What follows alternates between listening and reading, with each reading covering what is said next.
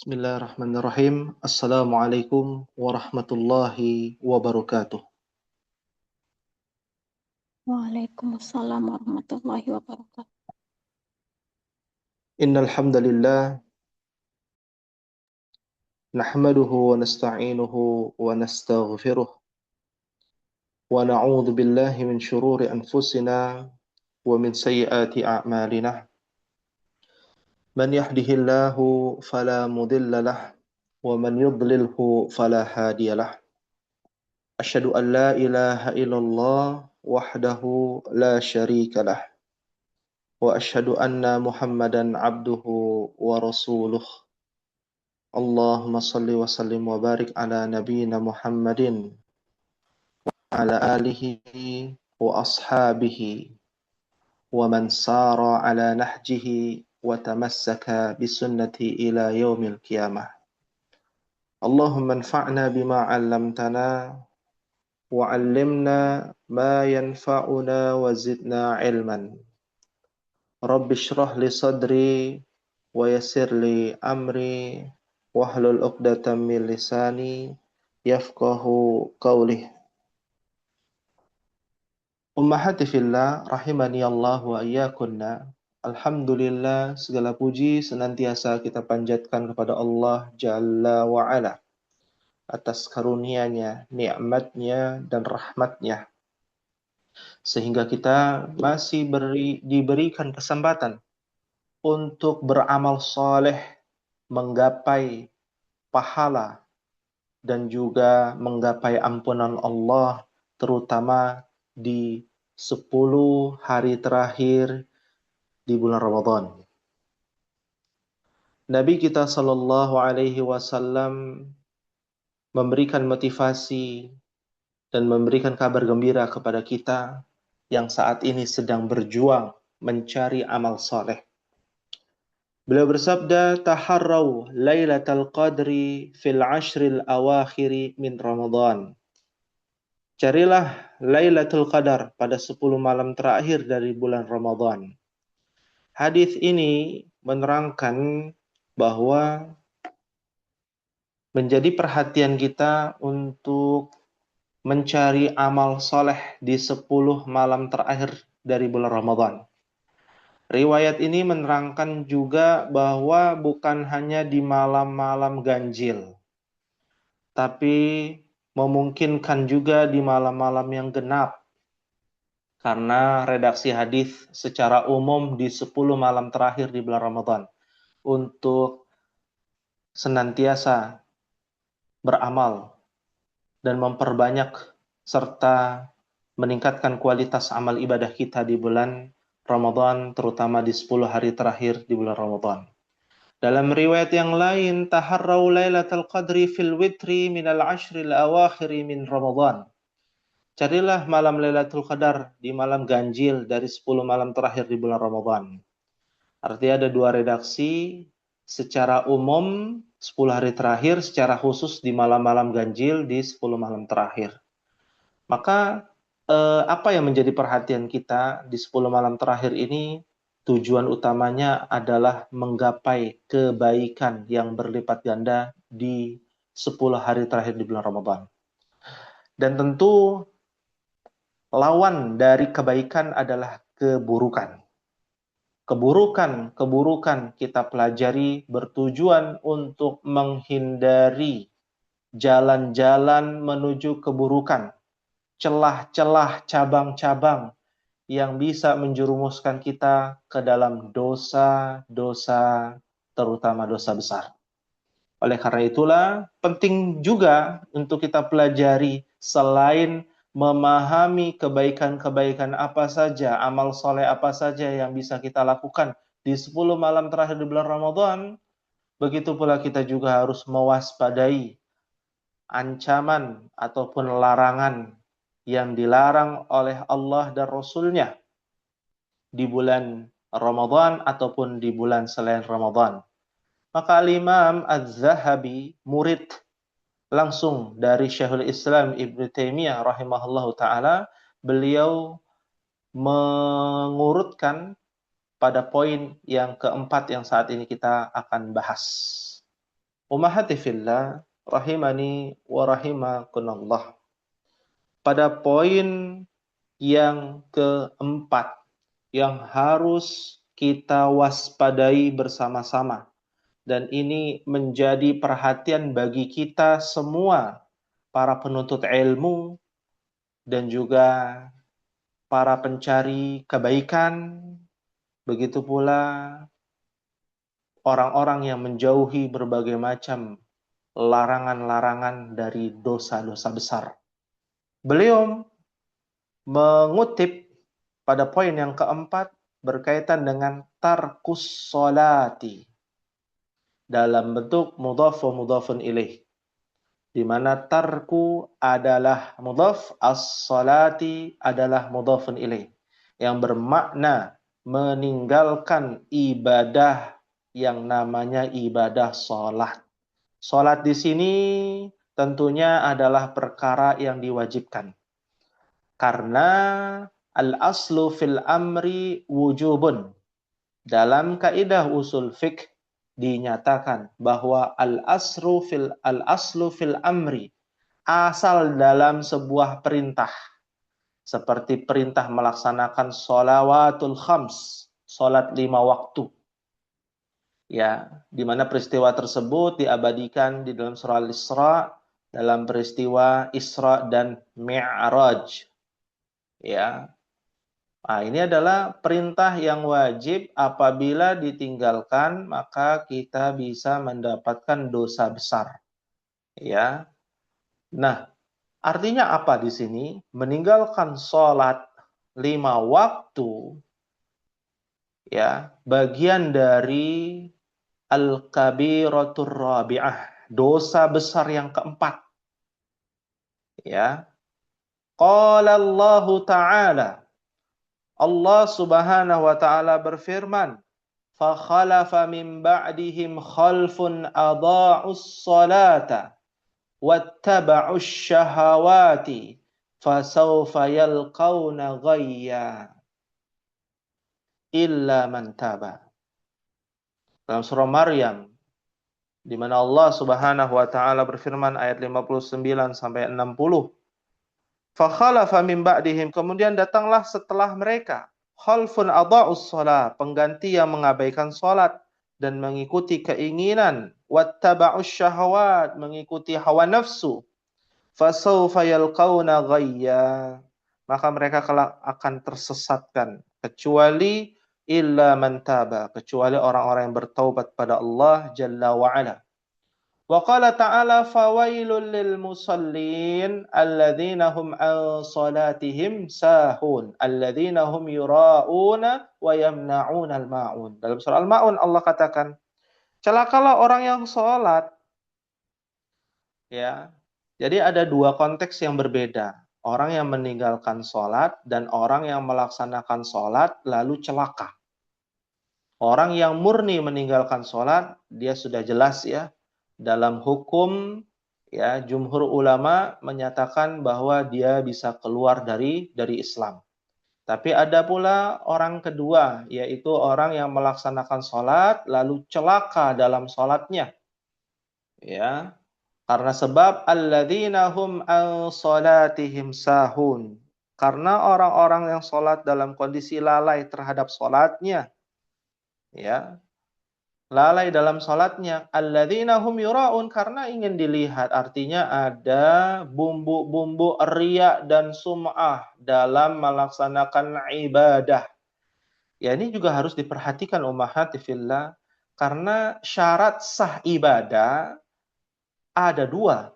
Para ulama bersepakat, imam 4 mazhab juga bersepakat, ya, bahwa syurut, ya, syarat-syarat, ya, bahwa syarat-syarat ibadah, dikatakan ibadah, ya, diterima di sisi Allah ataukah tidak, itu ada dua. Yang pertama, al-ikhlasu lillah, mengharapkan ridha Allah, mengharapkan ikhlas kepada Allah, mengharapkan masuk surga, dijauhkan api neraka. Nah, itu yang pertama. Lawannya ikhlas adalah asyirku, menyekutukan Allah Subhanahu wa ta'ala. Ya. Syirik yang menyekutukan Allah, yang lawan dari ikhlas adalah ar-riya. Ingin dipuji, ingin mengharapkan kebaikan dunia ya dalam melaksanakan ibadah kepada Allah Subhanahu wa taala. Yang kedua adalah ittiba'us sunnah atau al-mutaba'ah. Bagaimana kita bisa mengikuti tuntunan Rasulullah sallallahu alaihi wasallam. Artinya kalau ada tuntunan dari Nabi Isa, tuntunan dari Nabi Musa, maka amalan umat Islam di zaman ini tertolak. Apalagi tuntunan yang tidak ada tuntunannya dari Nabi Shallallahu Alaihi Wasallam. Man ahdatsa fi amrina hadza ma laisa minhu fahuwa raddun. Maka yang mengada-ada dalam urusan agama, tidak ada tuntunannya dari urusan agama, maka ia tertolak, amalan tersebut tertolak. Jika Nabi Shallallahu Alaihi Wasallam sholat subuh 2 rakaat, maka sholatlah 2 rakaat tanpa dilebihkan 3 rakaat. Nah, inilah yang disebut dengan mutaba'ah ittiba'us sunnah, ya, secara umum. Dan banyak sekali hadis-hadis yang menerangkan hal tersebut. Kita akan coba mengambil faidah yang lebih banyak dengan hadis yang poin yang ke-27. Di sini dijelaskan waqala sallallahu alaihi wasallam, ya. Al-ahdu bainana alladhi bainana wa bainahumus shalah. Faman tarakaha faqad kafara. Al-ahdu artinya adalah perjanjian. Ahida, dari kata ahida. Ya. Antara kita alladhi bainana wa bainahum. Ya, dan di antara mereka, antara kita dan mereka, orang-orang kafir, adalah as-salah. Artinya perbedaan antara umat Islam dengan orang-orang di luar Islam adalah sholatnya. Sholat yang dimaksud adalah sholawatul khams. Sholat 5 waktu. Faman tarakaha faqad kafara. Barang siapa yang meninggalkan sholat, maka dia telah kafir, keluar dari Islam. Maka para ulama menjelaskan, di antaranya adalah Ibnu Abbas, sahabat yang mulia, ya, radhiyallahu taala anhuma, ya, makna faqad kafara adalah kufrun duna kufrin.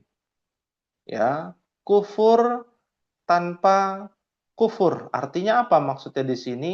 Dia bisa menjerumuskan seseorang ke dalam keluar dari Islam. Tergantung dari apa yang menjadi niat dia. Seumpama dia meninggalkan sholat karena sholat 5 waktu hukumnya tidak wajib, maka dia telah keluar dari Islam. Tapi karena malas, dalam pendapat Imam Ahmad, bahwa ia tidak keluar dari Islam, hanya saja mendapatkan dosa besar. Lalu bagaimana dengan ya pertanyaan-pertanyaan masyarakat yang sering ditanyakan ketika di bulan Ramadan? Ya, bagaimana hukum puasa bagi orang yang tidak pernah sholat? Nah, kembali lagi, orang meninggalkan sholat, ya, penyebab utamanya apa? Ya, apabila penyebab utamanya memiliki sebuah keyakinan bahwa sholat 5 waktu tidak wajib, ya, yang maka hukumnya dia sudah keluar dari Islam, ya. Haram dan tidak sah sholat kita apabila diimami olehnya, ya, oleh oknum tersebut, ya. Tapi kalau karena disebabkan malas, maka dia termasuk bagian dari dosa besar. Ini pendapat yang pertama. Pendapat yang kedua, mutlak hukumnya. Mau karena malas, mau karena menyatakan bahwa sholat 5 waktu tidak wajib, maka dia telah keluar dari Islam. Ini menunjukkan bahwa dosanya ini adalah dosa besar. Ahibati fillah rahimani wa rahimakumullah.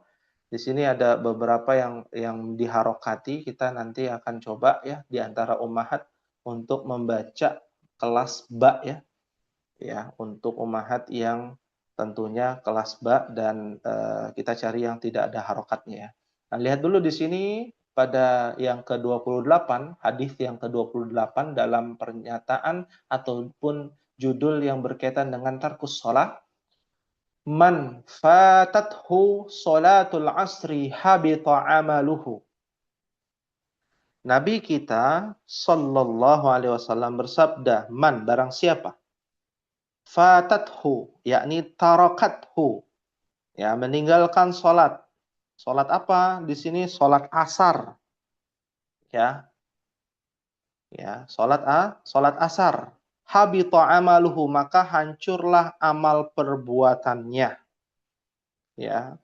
Artinya ini adalah ancaman termasuk bagian dari dosa besar yang dimana para ulama bersepakat dosa ini adalah dosa besar meninggalkan sholat.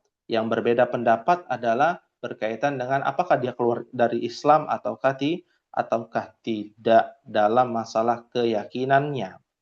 Ya, tapi secara umum bisa mengeluarkan seseorang dari Islam. Na'udzubillah tsumma na'udzubillah. Ahibati fillah rahimani wa rahimakumullah.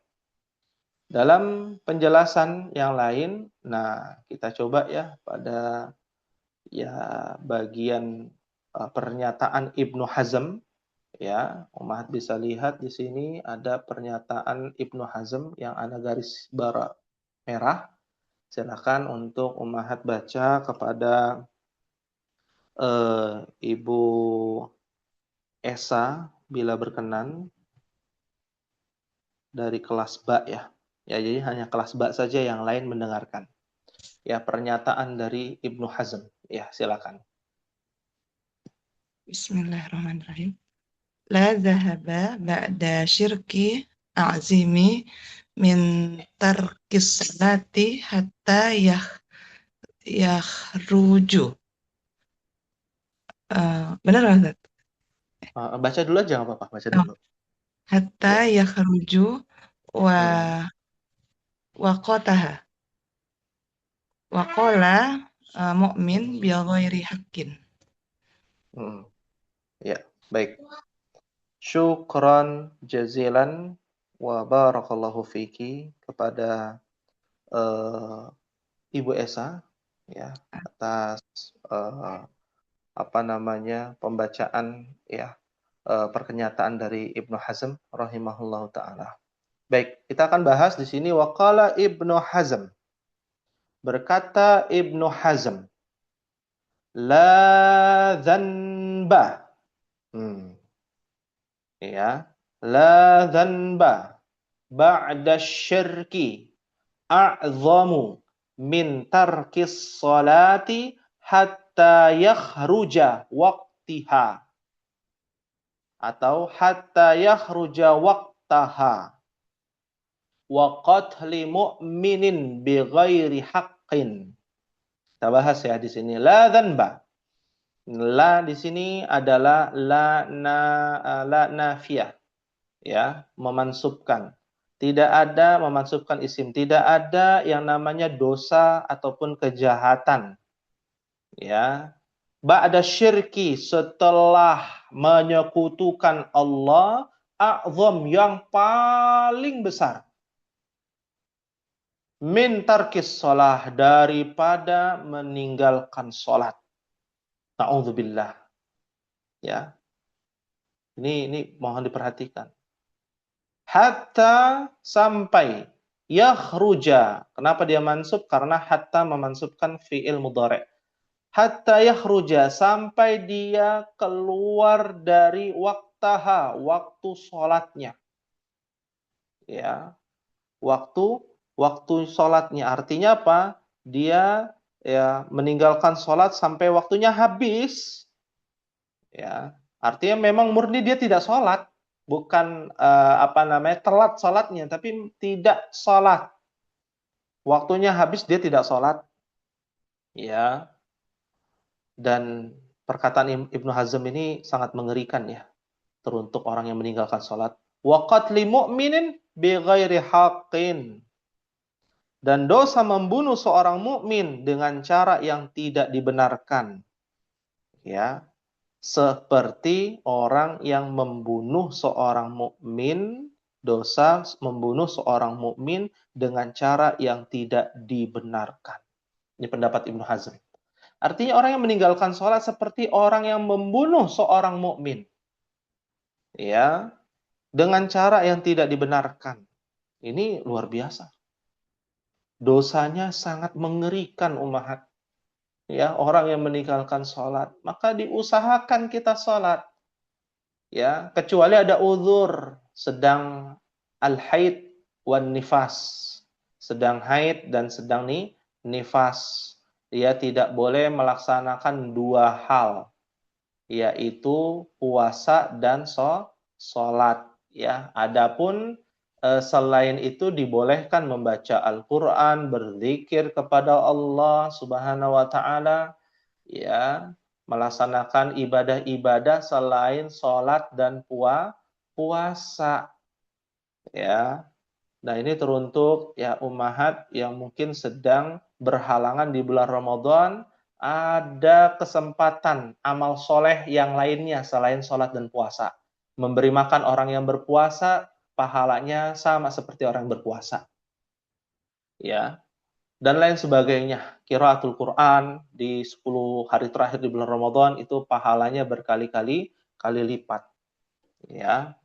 Oleh karenanya, ummahati fillah rahimani wa rahimakumullah, ada hal yang menarik di sini. Kita akan lewatkan dalam satu hadis yang sangat-sangat mengerikan juga, ya, teruntuk orang yang meninggalkan sholat pada poin yang ke-35 dalam judul meninggalkan sholat, ya. Naam.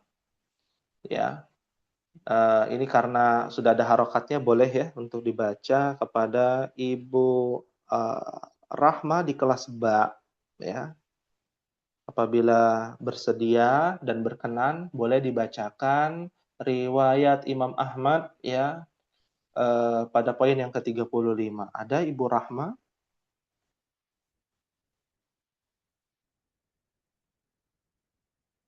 Naam.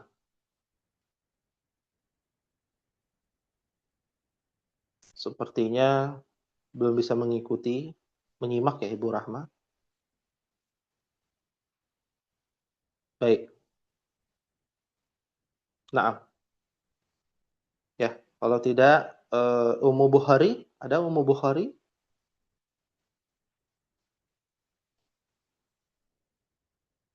Boleh dibacakan Ummu Bukhari?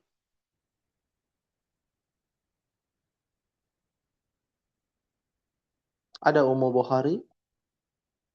Baik, sepertinya masih sedang menyimak ya. Baik, saya akan bacakan ya agar bisa mengambil faedah yang lebih banyak karena waktu kita terbatas. Wa ruwiyal Imamu Ahmad fi musnadihi min haditsin Abdullah bin Amru radhiyallahu taala anhuma. Ya.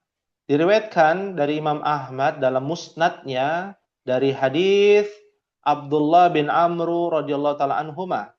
Anin Nabi sallallahu alaihi wasallam annahu qala, dari Nabi sallallahu alaihi wasallam sesungguhnya beliau bersabda, man lam yuhafiz 'ala sholati. Ya, yang harus diperhatikan dalam hadis ini, mohon dengan seksama diperhatikan dengan baik. Waman atau man lam yuhafiz 'ala sholati.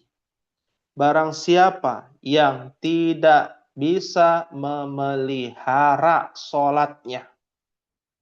Tidak bisa memelihara sholatnya. Ya. Lam yakun lahu nurun wala burhanun wala najatun. Nabi SAW mengatakan, ia tidak akan mendapatkan cahaya, nur cahaya, burhan, hujjah, ya, dalil ataupun bukti, tidak mempunyai hujjah, alasan nanti di akhirat, wala najatun, tidak akan selamat di akhirat. La haula wala quwata illa billah. Wa kana yaumal qiyamah, dan nanti di akhirat, di hari kiamat, mereka orang-orang yang tidak melaksanakan sholat, meninggalkan sholatnya, sholat 5 waktu, selain tidak mendapatkan cahaya, burhan, tidak ada hujjah bagi dirinya dan tidak diselamatkan oleh Allah, mereka akan bersama ma'a Qaruna, bersama Qarun. Ya, Qarun ini sudah dapat tiket jahanam ya. Wa Fir'aun, dan Fir'aun. Wa Haman. Siapa Haman? Ya, arsiteknya Fir'aun. Wa Ubay ibn Khalaf, dan Ubay ibnu Khalaf, salah satu orang munafik di zaman Nabi sallallahu alaihi wasallam. Ya, ini dahsyatnya orang yang meninggalkan sholat nanti akan bertetanggaan bersama Qarun, Fir'aun, Haman, dan Ubay ibnu Khalaf. Ahibbati fillah, rahimani Allahu wa iyyakunna. Selanjutnya yang akan kita bahas pada poin yang kelima, tentu ini juga berkaitan dengan ibadah kita di bulan Ramadan, adanya zakatul fitri. Ada namanya zakatul mal. Nah, ada pula orang yang enggan untuk melaksanakan ibadah yang namanya ibadah zakat. Bahkan beberapa waktu yang lalu sudah diklarifikasi ya oleh Menteri Agama Republik Indonesia ya tentang kalimat-kalimat yang dilontarkan ya menjerumuskan kepada kesesatan ya, bahwa zakat itu tidak wajib ya. Akhirnya klarifikasi bahwa zakat itu hukumnya wajib ya. Ada 3 hal di dalam menunaikan ya ibadah kepada Allah berkaitan dengan hablum minan nas. Yang pertama adalah sedekah, yang hukum fikihnya adalah sunnah ya, dan tidak memiliki takaran. Sedekah diambil dari kata sedekah yasduku, artinya jujur. Dengan kejujuran dan dengan keikhlasan ya, dengan ketulusan hati kita bisa memberikan ya kebahagiaan kepada orang lain, bukan hanya dalam bentuk harta ya. Tabassumuka fi wajhi ahika sedekah, kata Nabi. Tersenyum kepada saudaramu itu adalah sedekah juga. Ya, dengan ketulusan, ya, harta, jiwa dan raga itu bisa dalam bentuk apapun ya, sedekah itu. Yang kedua adalah infak, dari kata nafkah, artinya menunaikan kepada yang diwajibkan pada diri kita. Apa yang kita tunaikan bisa dalam bentuk harta, bisa dalam bentuk jiwa dan raga, seperti nafkah kepada istri. Suami kepada istri ada namanya kewajiban nafkah. Ya. Suami kepada anak dan istri itu ada kewajiban nafkah. Nafkah lahir dan nafkah batin. Menyenangkan istri, membahagiakan istri dan anak, keluarga, ya, itu namanya nafkah kepada kerabat yang terdekat ya, kepada orang tua ya, anak laki-laki kepada orang tuanya meskipun sudah menikah, maka dia akan ada kewajiban juga nafkah kepada orang tuanya. Ya, itu disebut nafkah, hukumnya wajib tapi tidak ada takaran khusus. Sedekah hukumnya sunnah, tidak ada takaran khusus. Nah, yang ketiga zakat. Hukumnya wajib dan memiliki takaran khusus. Ya, takaran khusus itu tergantung dari zakat apa yang ingin kita salurkan. Ya, dari zakat apa yang kita ingin salurkan. Contohnya ada namanya zakat fitri, bukan zakat fitrah ya. Dalam bahasa Arab namanya adalah zakatul fitri. Ya. Zakatul fitri itu wajib ditunaikan bagi yang mampu, ya. Nah, yang mampu ini minimal berapa? 1 sa'. Ya. 1 sa' itu setara dengan 2,5 kilogram hingga 3 kilogram makanan pokok. So'an min tamrin atau so'an min syairin. Nah, inilah adanya hukum Islam namanya kias. Di dalam Islam, ya, ada hukum pondasi utama Al-Qur'an, As-Sunnah. Keduanya itu wajib. Yang ketiga adalah ijma' para sahabat, tabi'in, tabi'ut tabi'in, a'immatul arba, imam 4 madhab. Lalu setelah itu ada namanya kias. Ya, kias itu adalah perbandingan ataupun penyamaan antara di zaman Nabi dengan di zaman sekarang. Ya, di zaman Nabi 1 sa' makanan pokok yang dianjurkan. Ya, 1 sa' itu sekitar 2,5 kilo sampai dengan 3 kilo. Barangnya apa? Makanan pokok di zaman Nabi tamrun. Tamrun artinya kurma, au syairun atau gandum, karena makanan pokok di sana seperti itu. Ya, di zaman ini di negeri kita, makanan pokok di negeri kita dari beberapa mayoritas ya, meskipun tidak semua menggunakan beras ya. Seperti di daerah timur Papua, mereka selain beras juga ada namanya sagu ya untuk makanan sehari-hari. Ya, di beberapa negara gandum ya, tepung terigu ya dan lain sebagainya. Nah, di negeri kita disepakati oleh Majelis Ulama Indonesia beras. Karena dikiaskan dengan makanan pokok di zaman dahulu dengan di zaman sekarang, yaitu di negeri kita. Ya, atau kurang lebih 3,5 liter. Ya, untuk takaran satu sa'. Kalau bisa dilebihkan itu lebih utama. Nah, hukumnya wajib disalurkan pun dengan waktu yang diatur dalam Islam. Ya, meskipun para ulama berbeda pendapat untuk zakatul fitri yang lebih utama adalah sebelum ataupun sebelum Idul Fitri, salat Idul Fitri.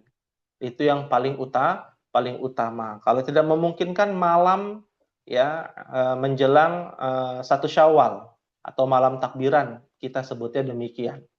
Ya, itu yang lebih utama. Tapi bolehkah kita salurkan di awal Ramadan? Boleh. Selama ada yang namanya al-maslahah. Adanya maslahat yang lebih banyak. Ternyata di awal Ramadan banyak sekali orang-orang yang membutuhkan di sekitar kita, maka kita salurkan. Ya. Nah, orang-orang musyrikin, orang-orang munafikin itu enggan untuk membayar zakat. Ya. Maka ada ancamannya di sini, man'uz zakati. Ya, orang yang tidak mau membayar zakat. Ya. Bagi orang yang tidak mau membayar zakat, ini ancamannya juga berat. Ya. Hadisnya cukup panjang. Ya, kita ambil yang pendek ya, agar bisa memudahkan kita ya mengambil faedah yang lebih banyak lagi karena waktu kita terbatas. Ya. Nah, kita lihat di sini di poin yang ke-38 ya. Wa qad qatilu Abu Bakrin. Ya, afwan. Wa qad qatala Abu Bakrin As-Siddiq radhiyallahu taala anhu mani'il zakat. Wa qala wallahi law mana'uni anaqan kanu yu'dunaha ila Rasulillah sallallahu alaihi wasallam liqatlatihim ala man'iha. Abu Bakar As-Siddiq pernah memerangi, memusuhi ya orang yang enggan ataupun menolak bayar zakat. Dan wallahi demi Allah, kalau saja mereka tidak mau menyerahkan ya anakon itu seekor anak kambing betina yang dahulu biasa diserahkan kepada Nabi Shallallahu Alaihi Wasallam, maka aku akan memerangi mereka atas penolakan alaman iha. Ya, ini sudah masuk ke dalam penolakan ini. Ya, diperangi. Bukan hanya diperangi, ini bagian dari dosa-dosa besar. Ya, masuk dari dosa besar. Ya. Nah, nih lihat bagian 40 ya. Kita bisa lihat di sini wa an Yahya ibni Abi Katsir haddatsani Amirul Aqili atau Uqaili an abahu akhbara annahu sami'a Aba Hurairah yaqulu qala Rasulullah sallallahu alaihi wasallam awwalu thalathatin yadkhuluna an-nar amiru musallatun wa dhu tharwatin la yuaddi haqqallahi fi malihi wa fakirun fakhur. Di mana dari Yahya bin Katsir bin Abi Katsir berkata kepadaku Amir al-Uqaili bahwa bapaknya telah memberitahukan akhbarahu, ya, sesungguhnya, ya, ia mendengar Abu Hurairah radhiyallahu taala anhu berkata bahwasanya Rasulullah sallallahu alaihi wasallam bersabda, yang pertama, ada 3 golongan yang pertama kali masuk ke dalam neraka. Amirun musallatun. Amirun musallatun. Ya, artinya adalah pemimpin yang musallat, diktator. Ya. Ya, pemimpin yang diktator, maunya sendiri, ya, tidak mendengarkan aspirasi rakyatnya. Wa dzu tharwatin la yuaddi haqqallah fi malihi. Dan yang kedua, orang kaya yang tidak menunaikan hak Allah dalam hartanya. Artinya orang kaya nggak mau bayar zakat. Padahal zakat hanya berapa? Kalau zakat mal hanya 2,5%. Ya, dari harta kita itu pun harus mengendap selama 1 tahun, 1 haul. Tidak dipakai uang beku ya, bukan uang panas. Belum lagi harus sesuai dengan nisab 85 gram emas di zaman ini, harga sekarang. Ya. Kalau tidak sesuai, tidak memenuhi target, ya tidak bayar zakat. Ya. Apalagi kalau hartanya harta perputaran, harta panas. Harta yang untuk Untuk berputar. Ya. Wa fakirun fakhur. Orang fakir yang sombong. Sudah miskin, nggak punya harta, nggak punya apa-apa, lalu dia sombong. Wal'iyadzubillah wa na'udzubillah. Ya, ahibbati fillah rahimani wa rahimakumullah. Mungkin ini ya untuk pembahasan kita akan coba untuk sesi tanya jawab karena hari ini adalah pertemuan terakhir kita yang ummahat. Ya. Apabila ada yang ingin ditanyakan ataupun di luar dari tema berkaitan dengan 10 hari terakhir bulan Ramadan atau pertanyaan-pertanyaan yang lain, dipersilakan. Ya, silakan. Izin Ustadz. Ya. Mau bertanya, kalau misalkan di bulan Ramadan ini kita itu udah sholat isya, sholat rawatib gitu, tapi kita ini kondisinya lelah, belum sempat sholat taraweh, tidur aja. Nah terus jam 2 bangun, kita sholatnya itu sholat taraweh atau sholat tahajud? Syukran. Nah, ya. Afwan, baik, pertanyaan yang bagus ya berkaitan dengan sholat tarawih. Ya, apa yang harus kita lakukan ya ketika kita mungkin sedang capek dan letih ya setelah sholat isya, sholat rawatib ya, tertidur lalu bangun di sepertiga malam.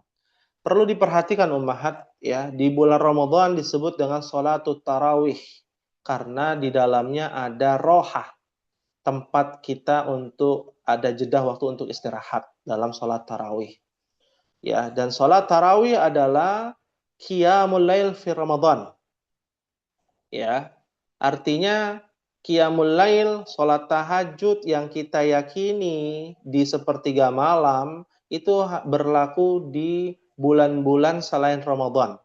Apabila ummahat ingin sholat di sepertiga malam disebut dengan sholat tarawih, meskipun hanya sendiri. Ya, jadi tidak lain dan tidak bukan, yaitu adalah sama antara qiyamul lail, sholat tahajud dan sholat tarawih esensinya. Hanya saja pengamalannya diprioritaskan ba'da sholat isya, ya. Dan di 10 hari terakhir disunahkan untuk sholat di sepertiga malam, sholat tarawih, ya baik itu berjamaah ataupun sendiri. Hadisnya yang sahih diriwayatkan oleh Imam Bukhari dan Muslim, Nabi SAW bersabda, "Man qoma Ramadana." Barang siapa yang menegakkan qiyam. Disebut qoma diambil dari qiyamul lail diambil dari kata qoma yaqumu, menegakkan, berdiri, melaksanakan sholat. Sholat di bulan Ramadan di malam hari, ya namanya adalah sholat tarawih. Ya, sholat tarawih. Melaksanakan baik itu di ba'da isya ataupun sepertiga malam atau menjelang subuh. Itu disebut dengan sholat tarawih. Ya, imanan wahtisaban, ghufira lahu ma taqaddama min dzambih. Ya, dengan mengharapkan, dengan keimanan dan dengan mengharapkan ridho Allah, maka dosa-dosa yang kita lakukan selama ini akan diampuni oleh Allah Subhanahu wa taala. Ya, jadi silakan, tidak ada larangan untuk melaksanakan sholat tarawih di sepertiga malam. Akan tetapi disebut dengan sholat tarawih. Sawa'un kana min qiyamil lail atau min sholatit tahajud, ya. Ya, seperti itu. Wallahu a'lam bissawab.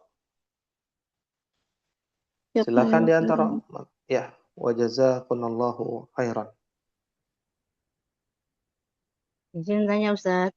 Ya, baik, silakan Ibu Tina, Masya Allah. Ustadz, kalau setiap kita sholat tarawih atau sunnah lah, setiap rakaat kedua pindah ke 3-4 itu selalu baca iftitah terus apa nggak usah baca iftitah sekali aja? Ya, Jazakallahu khairan. Wa jazakumullahu khairan. Wa fikunna barakallah. Baik. Ketika sholat tarawih adalah sholat sunnah yang dianjurkan oleh Nabi Shallallahu Alaihi Wasallam. Ya, bahkan kalaulah ya ini hukumnya wajib, Nabi akan melaksanakannya terus menerus. Tapi karena hukumnya sunnah, Nabi sholat hanya 3 kali ya, 3 hari. Lalu selanjutnya dalam riwayat sholat di rumah, gitu ya. Nah, ini adalah perhatian kepada kita semua bagaimana sholat tarawih dilaksanakan dan tata caranya. Sama seperti sholat sunnah pada umumnya.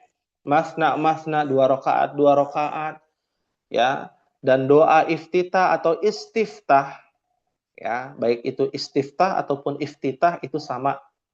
Ya, sinonim dari iftitah adalah istiftah. Ya, dan hukumnya sunnah. Ya, tidak wajib. Tapi sebagai seorang mukmin kita akan memprioritaskan sesuatu yang sunnah, apalagi yang wajib. Kalau kita bersemangat dari perkara yang sunnah, maka perkara yang wajib harus lebih berkualitas tentunya. Maka yang kita lakukan diutamakan untuk membaca iftitah ataupun istiftah, karena hukum asalnya memang sunnah bukan wajib. Wallahu a'lam bishawab. Izin tanya Ustadz. Ya, baik, silakan. Tadi kan zakat itu harus ada sudah memenuhi syarat nisab dan haulnya. Berarti apa yang terjadi saat ini ketika sebagian pegawai itu setiap bulan gajinya dipotong 2,5% untuk zakat, itu sesuatu yang batil, Ustaz? Maaf. Syukran. Ya, afwan. Baik. Terima kasih kepada Ibu Esa atas pertanyaannya. Ini cukup panjang ya, berkaitan dengan zakat profesi ya. Kita bicara zakat profesi. Ya, terkadang di zaman sekarang ini ya orang mengadakan zakat baru yang disebut dengan zakat profesi. Zakat baru nih kita bicara, ya, bukan zakat yang ada di zaman Nabi Shallallahu Alaihi Wasallam. Dan kita harus tahu juga zakat profesi itu apa.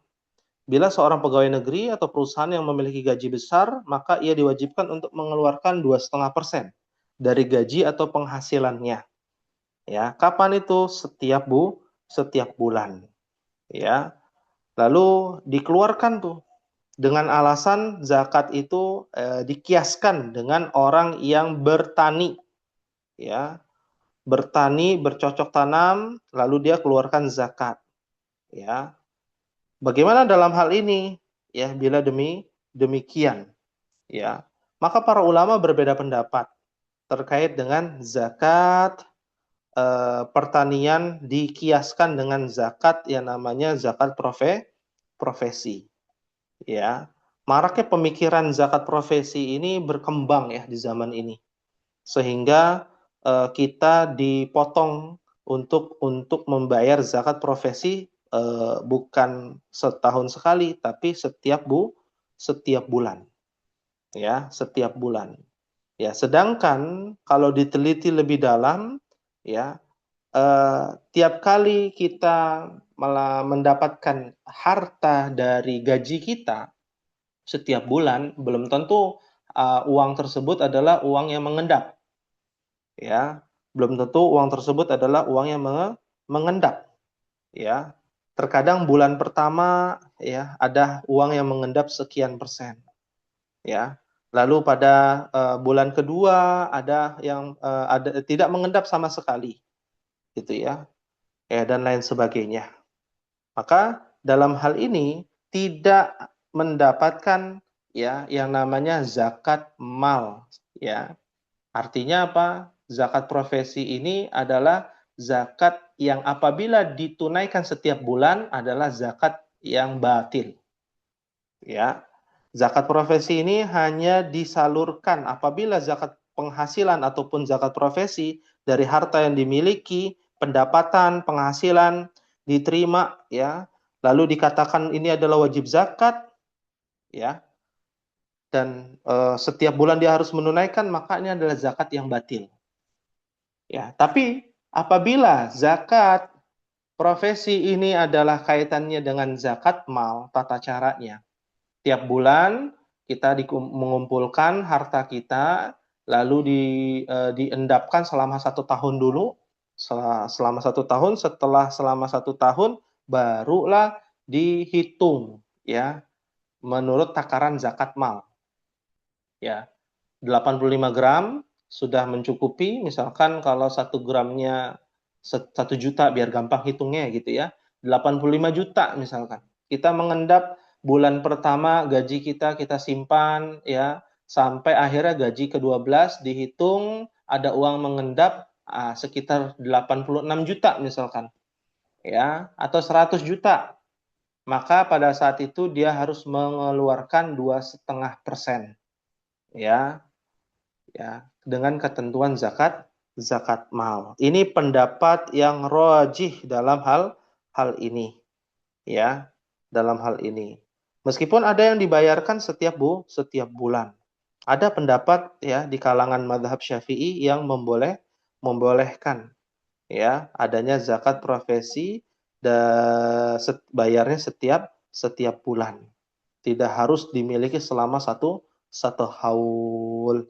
Maka adalah berkaitan dengan khilaf mu'tabar, ya, perbedaan pendapat yang cukup banyak ya terjadi berkaitan dengan zakat mal dan zakat profesi dalam penyalurannya. Kita bicara teknisnya ya teknisnya, apakah bisa ditunaikan setiap bulan ataukah 1 haul dulu. Nah, itu para ulama berbeda pendapat. Kalau di dalam Lajnah Daimah, pemerintah kerajaan Arab Saudi menyatakan ini adalah zakat yang batil ditunaikan setiap bulan. Ya. Tapi dalam pendapat Syekh Yusuf Al-Qardawi ya, berkaitan dengan fikih zakat itu boleh saja setiap bulan. Seperti itu. Wallahu a'lam bishawab. Ada lagi yang ingin tanyakan? Dipersilakan.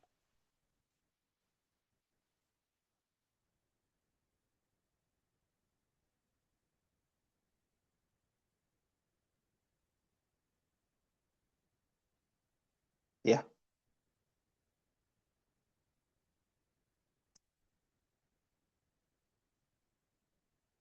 Dan pendapat yang rajih dalam hal ini tadi yang telah disampaikan ya oleh kami ya, tidak ada zakat profesi yang ditunaikan setiap bulan.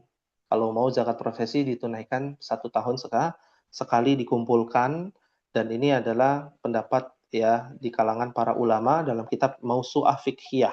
Ittafaqal fuqaha ya ala anna al-haul syartun liwujubi zakat fi nisabis sa'imah. Ya, para ulama sepakat bahwa haul merupakan ya dikumpulkan dalam 1 tahun merupakan syarat wajibnya zakat. Ya, baik itu zakat hewan ternak, mata uang, zakat emas dan perak, pertanian, ya tetap hitungannya 1 tahun. Ya, ini pendapat yang rajih dalam hal ini. Wallahu a'lam bishawab. Ya. Syukran Ustaz. Ya, Tapi afwan. Ustaz, gimana kondisinya kalau ya, itu otomatis kita sudah memahami itu batil. Tapi kita itu kan otomatis ya Ustaz. Di beberapa tempat ya. Kalau di instansi pemerintahan kayaknya ya demikian ya. Tapi kalau wirausaha atau wira swasta di perusahaan-perusahaan tertentu ya, tentu itu tidak wajib ya. Itu kembali lagi kepada diri kita. Ya, mekanismenya yang dikritisi. Ya, mekanismenya yang dikritisi. Sama seperti halnya mekanisme pembayaran pajak, kan dalam Islam tidak ada. Ya. Tapi tiap tahun kan kita harus bayar pajak. Ya. Kita tiap tahun harus bayar pajak rumah, bangunan, ya, pajak kendaraan, ya, dan lain sebagainya. Itu bagaimana? Ya, maka kita tunaikan dalam rangka mentaati ulil amri dan mengurangi mafsadah, kerusakan. Termasuk ya bagi yang zakat profesi yang sudah terikat bagaimana ya sudah ya diniatkan untuk apa? Untuk sedekah. Tidak dikatakan untuk zakat seperti itu. Ya. Baik. Ada lagi yang ingin tanyakan Ummahat, silakan.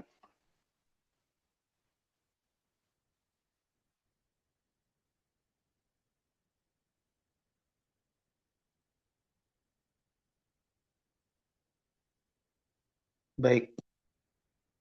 Sebagai penutup, apabila tidak ada pertanyaan, ada sebuah hadis Nabi SAW sebagai pengingat kita untuk bersemangat di 10 hari terakhir di bulan Ramadan. Jadi bukan hanya semangat kita karena ada malam Lailatul Qadar. Semangat kita karena dikit lagi menjelang Lebaran. Semangat kita karena ada baju baru, pakaian baru, ataupun ada THR, bukan. Ya, tapi yang Nabi Shallallahu Alaihi Wasallam lakukan ya untuk bisa mencari malam Lailatul Qadar, mendapatkan ampunan dan rahmat serta pahala yang berlipat ganda adalah sabda Nabi dalam riwayat Aisyah radhiyallahu taala anha. Kana Rasulullah sallallahu alaihi wasallam idza dakhala al-ashru, ketika memasuki 10 hari terakhir bulan Ramadan, apa yang Nabi lakukan? Al-ashrul akhir min Ramadan syadda min zarahu.